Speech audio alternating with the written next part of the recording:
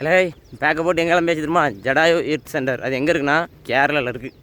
காலையிலேயே 5:30 கரெக்டாக கிளம்புனேன் வீட்டிலேருந்து. இப்போ நடந்து பனவடி போயிட்டுருக்கேன். இங்கேருந்து எப்படி போகிறேன் என்னெல்லாம் பண்ணுறேங்கிறது தான் இன்றைக்கி ஃபுல் வீடியோ. மறக்காமல் பாருங்கள். ஒரு வழியாக ரயில்வே ஸ்டேஷன் கிட்டே வந்தாச்சுல.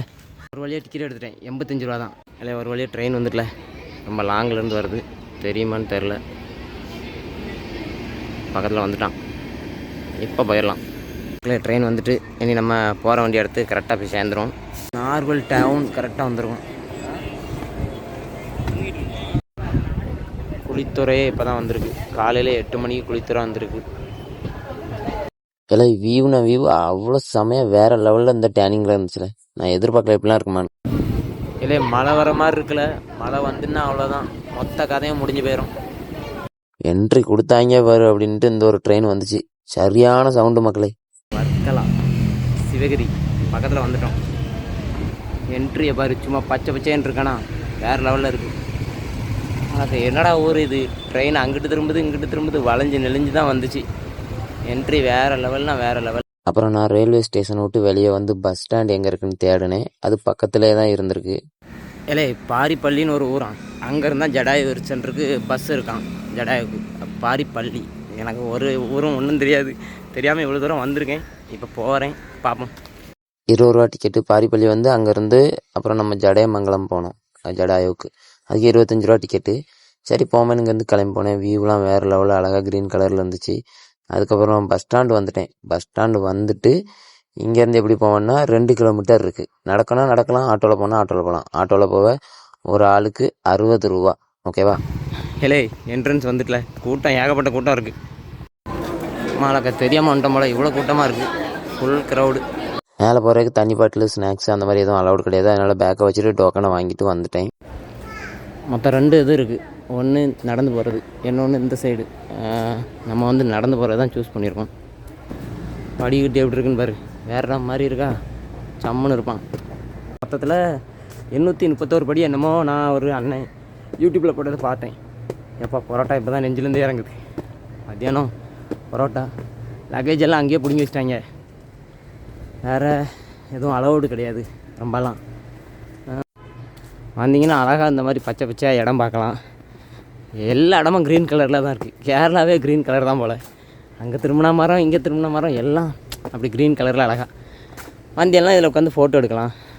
அப்படி செமையாக இருக்குல்ல. இங்கே எப்படி இருக்குன்னா மேலே எப்படி இருக்கும் தெரியலையே. மேலே போய் பார்த்தா தான் தெரியும் எப்படின்னு. நானும் நம்ம ஊர்லேருந்து எங்கேருந்தோ வண்டி பிடிச்சி எப்படி இல்லாமல் சுற்றி எடுத்து வந்திருக்கேன். அங்கே கீழே பார்த்தீங்கன்னா ஏகப்பட்ட கூட்டம். இந்த இதில் போவாங்க, ஒரு இதில் மேலே மாதிரி போவாங்க. அதுக்கு நமக்கு இது நடராஜா பயணம், இதில் கூட்டமே இல்லை அப்படின்னு நினைக்காங்க. பின்னாடி ஒரு 10 பேர் வரான். எனக்கு டிக்கெட் எடுக்க பிரச்சனை ஆகிட்டு. ஏன்னா கேஷ் வந்து கையில் இருக்குது, ஜிபேலையும் கேஷ் இருக்குது. பட் அவங்க இங்கே இன்டர்நெட் ஸ்லோ, எனக்கு நெட் ஒர்க் ஆகலை. அப்படிங்கும்போது தமிழ் பசங்க இருந்தானுங்க. அதில் ஒரு பையன் ஒய்ஃபை ஆன் பண்ணி ஜிபே பண்ணேன். என்ன கொடுமை சரவணா இது. எவ்வளோ ரிஸ்க்கு எடுத்து சுற்றி முற்றி இங்கே வந்திருக்கேன். என்ன பண்ண, மேலே யாரும் ஜம்முன்னு இருக்குல்ல. எனக்கு ஒரே ஒரு டவுட்டு, நடந்தால் போயிட்டே இருக்குது. படி ஏறுது, படி இறங்குது. லாங்காக இருக்குது, ஷார்ட்டாக இருக்குது. அந்த மாதிரி படி வச்சுருக்கானு, வித்தியாசமாக இருக்குது. என்ன சொல்லனே தெரில. படி கொஞ்சம் நேரம் ஏறும், அப்புறம் பார்த்தீங்கன்னா கொஞ்சம் நேரம் ஷார்ட் ஆகும், அப்புறம் கொஞ்சம் நேரம் படி ஏறும், அப்புறம் ஷார்ட் ஆகும், அப்புறம் இறக்கமாக போகும், அப்புறம் ஏற்றமாக ஏறும். சர்க்கஸ் மாதிரி பண்ணி வச்சுருக்கீங்க. நல்லா தான் இருக்குது.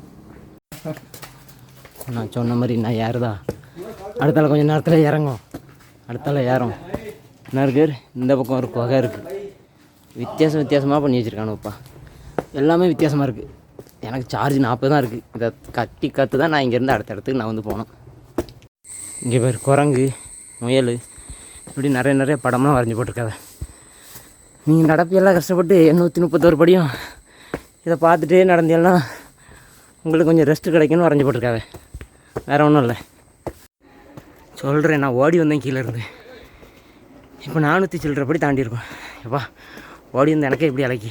என்ன சொல்கிறேன்னா, இங்கே வந்தீங்கன்னா ரோப் கார்னர் சூஸ் பண்ணுங்கள். வால்கிங் இதில் நடந்து வரணும்னு நினைக்காங்க, சூத்து கிழிஞ்சிடும். இது வரைக்கும் படி, இதுக்கு அங்கே நடராஜா சர்வீஸு. இந்த ரோப் கார்னரில் வரது அங்கேருந்து வருவாங்கன்னு நினைக்கிறேன். அதுவும் அங்கே நம்ம இப்படி நடந்து வரணும், இங்கே வந்தீங்கன்னா நடந்து வரணும்னு மட்டும் நினைக்காங்க.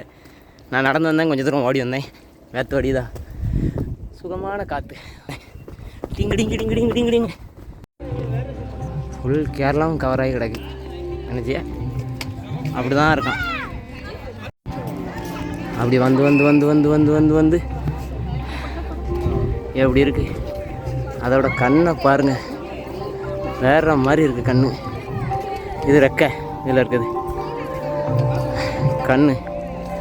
லியோவில் சொன்ன மாதிரி தான், அவன் கண் எனக்கு தெரியும், அந்த மாதிரி தான் இந்த கண். அப்படி சும்மா ஜம்முன்னு வடிவம் பண்ணியிருக்காங்க. பா வேறு லெவலில் இருக்குல்ல. நான் ஓடி வந்ததுக்கு தரமான ஒருத்த தாண்டோய். நான் மேலே போனேன். அங்கே போன டைமுக்கு என் நேரமாக என்னமோ தெரில, காற்றும் இல்லை ஒன்றும் இல்லை, வேத்து கொட்டிருச்சு. என்னடா இது இந்த மாதிரி. நானும் மேலே போனேன், என் மொபைலில் சார்ஜ் வேறு இல்லை இத்தனைக்கும். அதை கட்டி கேட்குறதுக்கு எனக்கு போதும் போதுன்னு ஆயிட்டு, அதுக்கப்புறம் மொபைலும் சுவிட்ச் ஆஃப் ஆயிடுச்சு நான் வீட்டுக்கு வர்றதுக்குள்ளே. ஒருபாடு பட்டேன். ஆனால் கையிலையும் கேஷ் இருந்து ஜிபேலையும் கேஷ் இருந்ததுனால எனக்கு ஒரு பெருசாக தெரில அந்தளவுக்கு, புரியுதா. பட் க்ரௌடு இங்கே கம்மியாக இருந்துச்சு, இதுக்கு அந்த பக்கம் நிறைய க்ரௌடு இருந்துச்சு. இல்லை ஒரு வழியாக நம்ம இங்கே வந்துட்டோம், வந்து சேர்ந்துட்டோம், நல்லா தான் இருக்குது. சொல்லப்போனால் வேறு லெவல் மக்களே. நான் நினச்சி கூட பார்க்கல இப்படிலாம் இருக்குமா அப்படின்னு. எவ்வளோ தூரத்துலேருந்து சுற்றி வேத்து வடிஞ்சு, ஏலே சத்தியமாக சொல்கிறோம்ல, பட்ஜெட் கம்மி தான், இங்கே வர்றதுக்கு ஈஸி தான். பட் நீ வந்து மேலே ஏறி வரணும் நடந்து, அது கொஞ்சம் ரிஸ்க்கு. அதுக்கப்புறம் என்ன ரிஸ்க்குனா, நீ பஸ் ஏறி 2 பஸ்ஸு 3 பஸ் மாறி வரணும், அது கொஞ்சம் ரிஸ்க்கு. பட் எனக்கு தெரியாத ஒரு இடத்துக்கு நானே இவ்வளோ தூரம் கஷ்டப்பட்டு தேடி கண்டுபிடிச்சி வந்து சேர்ந்துருக்கேன். முன்னாடி பாரு எப்படி இருக்குன்னு இந்த அழகை. மக்களே நம்ம தான் தப்பாக புரிஞ்சுட்டுமோ, இதுதான் ஃப்ரெண்டுன்னு நினைக்கேன். ஏன்னா அது விழுந்தப்போ இதே மாதிரி தான் விழுந்திருக்கும் பாருங்களா. எல்லாருமே தான் இந்த சைடு தாங்க ஃப்ரெண்டு. ஆனால் எல்லாம் நான் முதல்ல காமிச்சோம்னா அந்த சைடு தான் எல்லாம் ஃப்ரெண்டுன்னு நினச்சிட்டு இருக்காங்க. இதுதான் ஃப்ரெண்டு. இந்த பக்கம் எப்படி இருக்குன்னு பாருங்கள், உட்காரதுக்கு நல்ல இடம் வச்சுருக்காங்க. சம்முன்னு இருக்கான். பேக்ரவுண்டை பாரு, வேற மாதிரி இருக்கு. ஹிந்தியில் ஏதோ பேசிட்டு போகிறான்ல, நான் பின்னாடி பேக்ரவுண்ட் நல்லா இருக்குன்னு சொல்லுதேன், அவன் ஹிந்தியில் ஏதோ சொல்லிட்டு போகிறான். சரி ரைட்டு, அங்கிள்ச்சி குறுக்க வந்தார், அவர் போக்கில் ஏதோ ஒன்று சொன்னார், போயிட்டார். அந்த கழுகு என்ன கொத்துமா கொத்தாது, கொத்துமா கொத்தாது. அதோட வாயை பாருல, சம்முன்னு இருக்கான். எப்படி இருக்குன்னு பாரு. கடைசியில் 3 மணிக்கே மொபைல் சுவிட்ச் ஆஃப் ஆயிடுச்சு. ஓகே நண்பர்களே, டாடா பாய் பாய், see you.